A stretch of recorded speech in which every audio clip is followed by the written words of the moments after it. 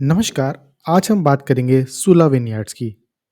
1 साल से थोड़ा-सा ज़्यादा हो गया है इसके आईपीओ को आए हुए। स्टॉक ने परफ़ॉर्म कर दिया है, मार्केट ने भी देख लिया है, मार्केट ने क्वार्टरली रिज़ल्ट्स भी देख लिए हैं 1 साल के।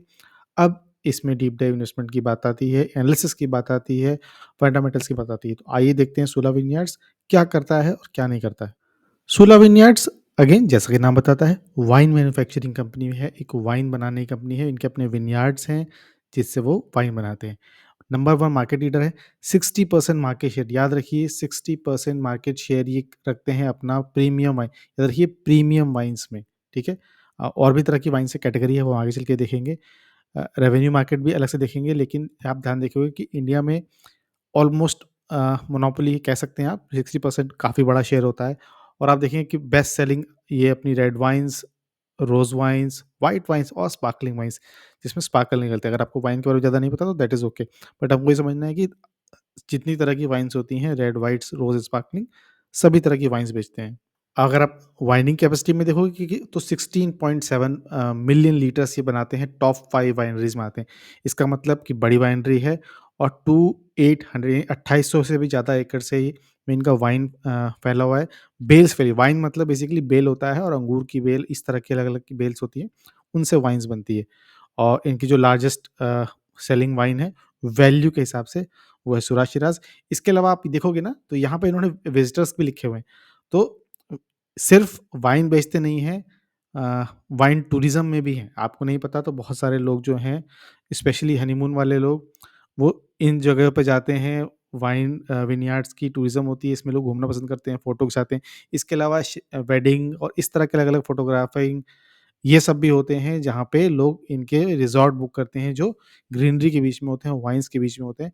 वो भी इनका एक सक्सेसफुल बिज़नेस है और हाइली देखिए डबल डिजिट में उसकी ग्रोथ है, हम आगे चल के देखेंगे। तो यानी कि साढ़े 3 लाख विज़िटर्स आ चुके हैं अ, इनके विनयार्ड्स में। वाइन टेस्टिंग भी होती है। लोगों को लगता है कि फ्री में होती है, ऐसा नहीं होता, उसकी भी टिकट लगती है। आप मेंबर हो उनके क्लब वगैरह के, बट स्टिल उससे भी ये रेवेन्यू जनरेट करते हैं। सस्टेनेबिलिटी, अब ये जो है ना, ये पॉइंट बहुत मैटर करता है, क्योंकि ये कंपनी जो है हाइली फ़ोकस्ड है ऑप्टिमाइज़ेशन में, तो सस्टेनेबिलिटी बहुत बड़ा फैक्टर होता है। अगर आप इनके विनयार्ड्स की फ़ोटो देखेंगे, अभी आगे चल के देखते हैं, तो उसमें आपको दिखाई देगा कि इनकी जितने भी छत पे, उसपे सोलर पैनल्स लगे हुए हैं। तो 50% जो अपनी ये बिजली की पावर की नीड है, वो ये ऑक्यूपाई कर वो बना खुद ही बना लेते हैं सोलर पैनल से, जो कि अच्छी बात है। और क्योंकि सस्टेनेबिलिटी में आगे हैं, तो वेस्टर्न वर्ल्ड में इन सब की बहुत वैल्यू है। ईएसजी की बहुत वैल्यू है, लोन ईज़ी मिलते हैं, एफआईआईज़ ज़्यादा इन्वेस्ट करना चाहते हैं, जो ईएसजी में वैल्यू दे, सस्टेनेबिलिटी ईएसजी का ही पार्ट है। तो इनकी अलग-अलग कैटेगरी है, इसमें जो आपको फ़ोकस करना है वो 2 हैं, एक है एलीट और एक है प्रीमियम। मैक्सिमम रेवेन्यू यहीं से आता है, ऑलमोस्ट 75% आता है, आगे चल के हम देखेंगे भी इनके ग्राफ में। बट ये एलीट जो है वो पर बॉटल ₹950 से ऊपर है, जिसको ये अलग-अलग ब्रांड से बेचते हैं, उसमें सोलह भी इंक्लूडेड है। प्रीमियम इसमें भी आता है, ये 760 से 950 के रुपीज़ में इनकी बॉटल आती है, इसमें सोलह भी इंक्लूड है। अपने नाम से ही बेचते हैं और अलग-अलग ब्रांड भी है, जैसे कि आप देख रहे हो इसके। इसके अलावा इकोनॉमी जो थोड़ी-सी मीडियोकर रहती है, और पॉपुलर जो ठीक है, प्राइस में सस्टेनेबल है और हाइली डिमांड भी है। अब इन्होंने कैन्स में भी उतर गए हैं, अब ये कैन्स में भी वाइन्स बेच रहे हैं, जो कि एक अच्छी बात है। और याद रखिए प्राइस जो है अप्रॉक्सिमेट महाराष्ट्र के आस-पास के हैं, क्योंकि नासिक बेस्ड कंपनी है। नासिक में इनका एक विनयार्ड है और एक मध्य प्रदेश में है, दोनों आस-पास ही हैं। लोकेलिटी एकदम ही है, टेरेन एक ही है, तो आप ये ध्यान रखना। तो जैसा कि मैं कह रहा था कि आप अगर फ़ोटो देखोगे इनकी प्रेज़ेंटेशन में, तो ये जितने भी इनके रूफ़टॉप्स हैं, सब पे सोलर पैनल्स आपको दिख रहे हैं, पूरे छपे हुए हैं। और जैसा कि हम डिस्कस करते हैं कि 50 प्लस, यानी आधे से ज़्यादा कैपेसिटी जिनको इलेक्ट्रिसिटी की ज़रूरत होती है, वो ये अपने खुद ही 3 मेगावाट के प्लांट से खुद ही जनरेट कर लेते हैं, तो इनको उससे भी मदद मिलती है। रेन वाटर हार्वेस्टिंग में भी बहुत अच्छे से तरीके से है ये। स्टोरेज कैपेसिटी आप देखोगे तो अच्छी खासी है। तो सोलर से पावर जनरेट कर रहे हैं और रेन वाटर को हार्वेस्ट कर रहे हैं, और इससे ज़्यादा सस्टेनेबिलिटी आपको क्या चाहिए? जो ग्लास बॉटल से जो मैन्युफैक्चरिंग करते हैं वो भी लोकल है, और उसको भी ऑप्टिमाइज़ कर रहे हैं लाइट वेट बॉटल्स में, पैकेजिंग मटेरियल्स में। तो हर तरफ से ऑप्टिमाइज़ेशन, प्रीमियमाइज़ेशन की तरफ जा रहे हैं, और अगेन गोल्ड मेंबर तो हैं ही ये, तो उसके अलग ही चलेगा। तो आप देखोगे सस्टेनेबिलिटी इनका की फ़ोकस एरिया है, तो आप सस्टेनेबिलिटी को आप सिर्फ़ आइसोलेशन में नहीं जोड़ सकते, यहाँ पे आप ऑप्टिमाइज़ेशन भी जोड़ लो, कि जहाँ इनके पास जो लैंड अवेलेबल है, जो बिल्डिंग्स अवेलेबल है, उसको हाइली ऑप्टिमाइज़ कर रहे हैं। तो आपको इस बात पे भी ध्यान देना है कि किस तरह से ये अपने रिसोर्सेज़ को ये एक्सपैंड कर रहे हैं, कितना उनको निचोड़ रहे हैं, कि जैसे मैक्सिमम यूज़ में वो ला पाएँ। बिज़नेस स्ट्रैटेजी क्या है? हम पहले ऑलमोस्ट डिस्कस कर चुके हैं। ओन ब्रांड्स, देखिए ये कुछ अपने ब्रांड भी लेते हैं, कुछ फॉरेन ब्रांड्स भी बनाते हैं, बट फिलहाल इनका फ़ोकस जो है वो ओन ब्रांड्स पे, खुद के प्रोडक्ट्स को, खुद के ब्रांड्स को डेवलप करना और उनको फैलाना। अब ये डी2सी में भी आ गए हैं, डायरेक्ट टू कस्टमर भी बेच रहे हैं। अब उसमें भी ये अच्छी ग्रोथ देख रहे हैं। इसके अलावा हमने पहले डिस्कस किया, जो प्रोडक्ट पोर्टफोलियो है उसका प्रीमियमेशन कर रहे हैं, डिजिटल मीडिया का भी यूज़ कर रहे हैं। आजकल डिजिटल मीडिया का जो यूज़ नहीं कर रहा है, आई डोंट नो वो क्या कर रहा है। ख़ास तौर से जो डायरेक्ट कंज़्यूमर से डील करता हो। टियर 2 टियर 1 सिटी में भी अपना पेनिट्रेशन बढ़ाने की तैयारी में है। वाइन टूरिज़्म ये ज़बरदस्त तरीके से पॉपुलर है। उसको भी देख रहे हैं, स्ट्रैटेजिक इन्वेस्टमेंट्स भी देख रहे हैं वाइन इंडस्ट्री में और सस्टेनेबिलिटी और क्लाइमेट चेंज जो इनका लॉन्ग टर्म गोल है, उसको भी प्रॉपर्ली अलाइन कर रखा है इन्होंने। तो Q3 के रिज़ल्ट्स हम पहले भी देख चुके हैं शॉर्ट वीडियो में, लेकिन अब देख लेते हैं कैसे रिज़ल्ट हैं। अगर आप इसको देखोगे तो चारों तरफ आपको डबल डिजिट्स और हाई ग्रोथ ही मिलेगी। जहाँ देखोगे रेवेन्यू फॉर ऑपरेशंस 4% बढ़ गए ईयर ऑन ईयर। फाइनेंशियल्स देखिए 12.8% Y on Y EBITDA margin देखिए 263 यानी 250 पॉइंट्स समझ लीजिए बहुत बड़े पॉइंट मार्जिन होता है बीपीएस। फाइनेंशियल्स में प्रॉफिट आफ्टर टैक्स भी बढ़ गया 9.4 ईपीएस भी बढ़ा 8.1 बट हाँ, क्योंकि ये स्टॉक काफ़ी हाईली ट्रेड है, इसकी पीई काफ़ी हाई है, तो इस बार का रिज़ल्ट जो ब्रोकर्स के एक्सपेक्टेशंस थी उसके ऊपर ठीक नहीं बैठा। इसीलिए रिज़ल्ट आने के बाद ये जंप नहीं किया, हालाँकि डोजी टाइप का कैंडल बनता हुआ दिख रहा है जहाँ पे बहुत पॉजिटिव मूवमेंट नहीं है, बहुत नेगेटिव मूवमेंट नहीं है। ठीक है? ओन ब्रांड्स देख लेते हैं, खुद के ब्रांड्स 3.9% ग्रोथ कर रहे हैं। एलीट प्रीमियम ब्रांड जो कि ये खुद के हैं 77 परसेंट जो है ये 7.3% ग्रोथ रहे हैं और जो वॉल्यूम ग्रोथ है वो भी आपको 3.5% पे दिख रही है। वाइन टूरिज्म देखिए 16% एंड वाई ऑन वाई बढ़ रही है। Testing across the country, wine tasting भी आजकल चलन में चल रहा है। जिस तरह का आजकल इंस्टाग्राम और यूट्यूब का कल्चर चल रहा है, आदमी और भी ऐसी प्लेसेस पे जाता है जहाँ ब्यूटीफुल बैकग्राउंड हो, वाइन टेस्टिंग हो, इस तरह की। तो उसका भी पूरा फ़ायदा मिल रहा है इनको और ये आगे चल के और ही बढ़ेगा जिस तरह का हमारा एनवायरनमेंट है इस तरह का। तो वाइन टूरिज़्म से देखिए 14.5 करोड़ तो उन्होंने वाइन टूरिज़्म से ही बढ़ा लिए हैं और वाइन टेस्टिंग भी बढ़ गई है, इससे भी उनका रेवेन्यू ज़रूर बढ़ेगा।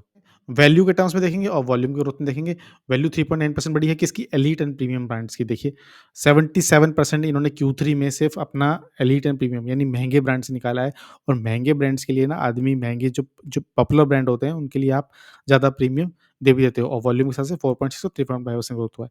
तो वैल्यू देखिए वॉल्यूम कम बढ़ा है लेकिन वैल्यू ज़्यादा है क्योंकि मार्जिन्स अच्छे रहते हैं, ब्रांड के नाम पे आदमी कुछ भी ले लेता है।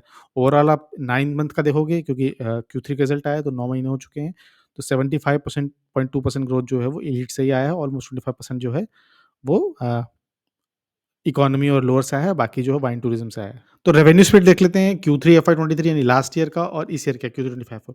तो ऑलमोस्ट फ्लैट है, ओन ब्रांड से जो वाइन से रेवेन्यू आता है, वाइन टूरिज़्म से देखिए 6.1 से बढ़ के 6.8 आ गया है, अदर रेवेन्यू से थोड़ा-सा कम हो गया है। तो अच्छा बात है, ग्रॉस प्रॉफिट मार्जिन भी हमको ईयर ऑन ईयर बढ़ता हुआ दिख रहा है और 9 मंथ में भी देखेंगे वो भी हमको बढ़ता हुआ दिख रहा है।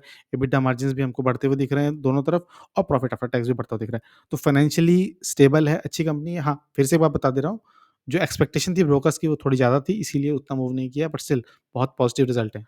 तो वाइन टूरिज़्म के बारे में काफ़ी बात की है, हमने पहले देखा है कि 3.5 लाख के आसपास फुटफॉल आ चुके हैं, 11% बढ़े हुए हैं। जो इनके नासिक में जो इनके रिज़ॉर्ट्स हैं अ, वही सबसे बड़े इनके फ़ायदा हो रहे हैं, बहुत सारे विलास बनाए हुए हैं जो पिक्चरिस्टिक है और ये देखिए अब ये डी2सी डायरेक्ट टू कस्टमर में भी आ गए हैं, डायरेक्ट बेच रहे हैं और जो रूम रेवेन्यू आप देख रहे हो, ये बेसिकली जो उनके विलास वगैरह है उनका है और वाइन टेस्टिंग देखिए बढ़ रहा है।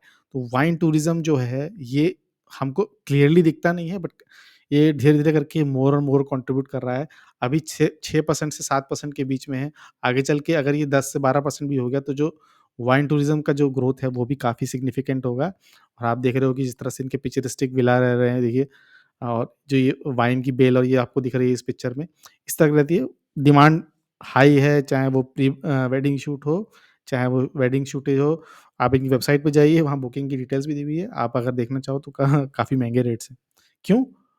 एफआईआईज़ के इन्वेस्टर के लिए, क्योंकि हमारे ever so reliable Yatin Mota ji ने हमको बताया है, ट्वीट करके बताया है कि जो एक एफआईआईज़ है वेयर इन्वेस्ट एशिया करके, ये अपना पूरा का पूरा चंक 8.34% जो है 70.42 लाख वो बेचने को तैयार है। ब्लॉक डील होगी तो 570 के आसपास होगी। तो इस बात का ध्यान देने के लिए तो अब कितना शेयर है, तो वेरिएंट वेस्ट एशिया का 8.34% शेयर है। 19% अगर आप इसको देखोगे, इसको मैं मिनिमाइज़ करता हूँ, तो एफआईआईज़ ने 7 से बढ़ा के 19 कर दिया, हालाँकि 20 चले गए थे, और डीआईज़ ने 8 से बढ़ा के 19 कर लिया है, और पब्लिक ने 56 से घटा के 34 कर लिया है। प्रमोटर्स का उतना ही ट्रेड जो है मेंटेन्ड है 1 साल में। तो यहाँ पर 19 में से अगर 8% चला जाएगा तो 11% रहेगा। पर अब देखना ये होगा कि वो कौन खरीदेगा? क्या वो एफआईजी खरीदेंगे, डीआईजी खरीदेंगे?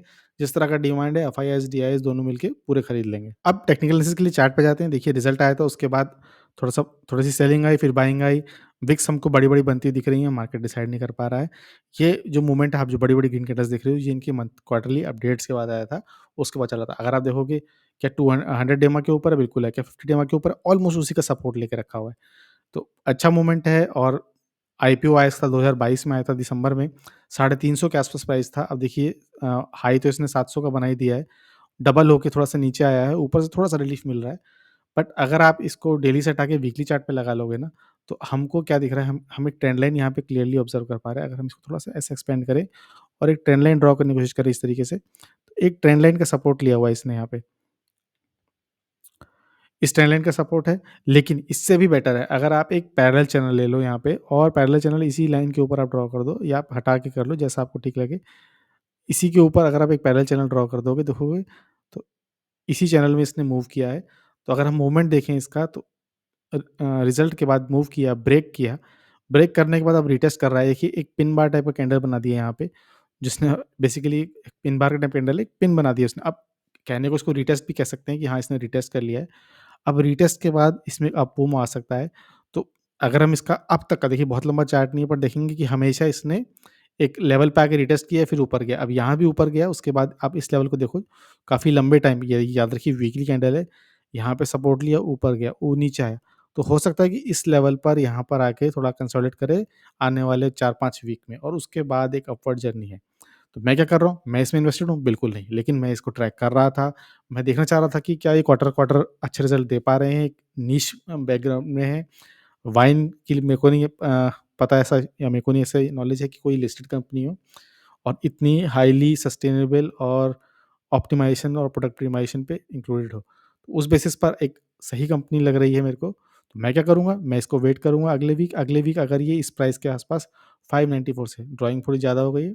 मैं क्या करूँगा अगले वीक? यहाँ पर इस लेवल पे 590, यानी 590 और 50 के बीच में मैं देखूँगा कि ये कहाँ ट्रैवल कर रहा है। अगर ये मेरे को 590 या 600 के बीच में मिल गई यहाँ पर, तो मैं इसमें 1 या 2 चंक डाल दूँगा। याद रखना, कोई भी ऐसा रिकमेंडेशन नहीं है। आपको अपनी एनालिसिस ज़रूर करनी है। कुछ भी बाय सेल करने से पहले, कुछ भी इन्वेस्टमेंट करने से पहले, पैसा है आपको बिल्कुल सोच समझ के डालना है। तो मैं 5 चंक्स में बेसिकली इन्वेस्ट करता हूँ, तो उन 5 चंक्स में से अगर मेरे को आने वाले 2 या 3 वीक में ये 590, याद रखिए 590 या 600 के आस-पास मेरे को मिल गया, तो मैं इसमें इन्वेस्ट करूँगा 1 या 2 चंक। ऊपर से ब्लॉक डील हो रही है, अगर ब्लॉक विंडो में हो जाती है तब तो आपको चांस नहीं मिलेगा। बट हाँ, अगर ब्लॉक डील ओपन विंडो में होती है तो 570 तक आसानी से आ जाएगा, और एक सेलिंग प्रेशर भी बन जाएगा, काफ़ी ब्रेकडाउन भी हो सकता है। बट अगेन, जिस तरह का डिमांड है, मुझे नहीं लगता कि ये ब्लॉक विंडो के बाहर जाएगा, तो फिर वहाँ पे एक अपॉर्च्युनिटी तब भी हमको थोड़ी बहुत मिल जाएगी, क्योंकि न्यूज़ के बेसिस पर भी कुछ लोग सेलिंग करते थे। तो याद रखिए 590 के बीच में पहला या दूसरा इन्वेस्टमेंट मैं कर दूँगा, और फिर मैं देखूँगा अगले क्वार्टर में और उसके अगले क्वार्टर में किस तरह से बिहेव कर रहा है। रिस्क भी है इस कंपनी में, याद रखिएगा, जो वाइन्स होती हैं, जिनसे अंगूर की जो बेल्स होती हैं, जो वाइन होती हैं, उनको वेदर का सबसे बड़ा रिस्क रहता है। अगर वेदर खराब हुआ, ज़्यादा बारिश हो गई, ज़्यादा धूप हो गई, कुछ भी ज़्यादा हो गया, तो डैमेज हो जाएगी, और फिर उनका जो रॉ मटेरियल है, वो सबसे अफ़ेक्ट हो जाएगा। तो आपको इस बात पे ध्यान रखना है कि ऐसी कंपनियों में रिस्क वेदर का सबसे ज़्यादा है। अगर नासिक में और मध्य प्रदेश के साइड में वेदर खराब हुआ, तो भी एक खरी बात, एक बहुत ही नेगेटिव न्यूज़ हो जाएगी। तो एक बहुत बड़ा रिस्क इसमें है। तो ये थी एनालिसिस सूला विनयार्ड्स की, फंडामेंटल बेसिस पे, टेक्निकल बेसिस पे। कैसा लगा आपको वीडियो? कैसी लगी एनालिसिस? अगर अच्छी लगी हो तो प्लीज़ लाइक, शेयर, सब्सक्राइब करिए। हेल्प करिए छोटे चैनल को ग्रो करने में। वीडियो को देखने के लिए बहुत-बहुत धन्यवाद।